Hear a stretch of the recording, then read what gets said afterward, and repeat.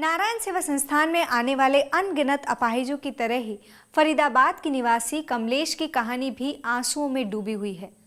Polio की शिकार कमलेश के पैर 2 साल की उम्र से ही मुड़े हुए थे। अपनी जिंदगी के 15 साल उसने जमीन पर रेंगते हुए कैसे बिताए, ये वही जान सकती है।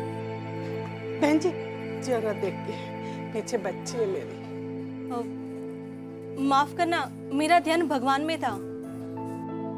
बिटिया कहीं चोट तो नहीं आई तुम्हारे?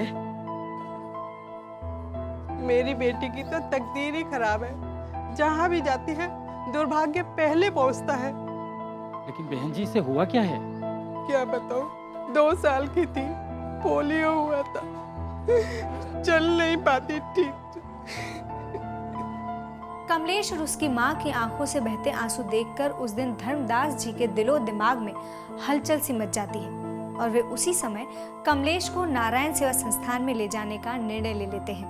मैंने आपसे कहा था ना कि विपत्ति के लिए ही सही कुछ रुपए बचा के रखने चाहिए। अरे भगवान, जिस पर लक्ष्मी जी की कृपा हो उस पर विपत्ति कैसी? कभी कभी दुर्भाग्य से धनवान पर भी विपत्ति आ सकती है। यदि दुर्भाग्य से धनवान पर विपत्ति आ सकती है तो जमा किया हुआ धन भी नष्ट हो सकता है। फिलहाल इस धन की आवश्यकता हमसे ज्यादा उस लड़की को है। हम उसके धर्म के माता पिता बनकर उसको नारायण सेवा संस्थान में ले जाएंगे, जहां उसका इलाज होगा। पर आपने तो कहा था कि वहां पे विकलांगों का इलाज निःशुल्क होता है, तो फिर हमें पैसे देने की क्या आवश्यकता है? यदि सारे धनवान धन संचित करने में लगे रहे तो नारायण सेवा संस्थान इन लोगों का निःशुल्क इलाज कैसे कर पाएगा? इसके बाद धर्मदास की पत्नी के पास कहने को कुछ भी बाकी नहीं रहा था।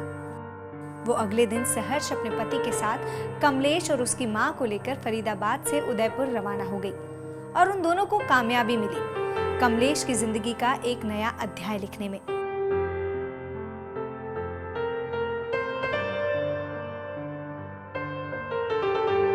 ऑपरेशन के बाद धीरे धीरे कमलेश के मुड़े हुए पैर सीधे होने लगते हैं।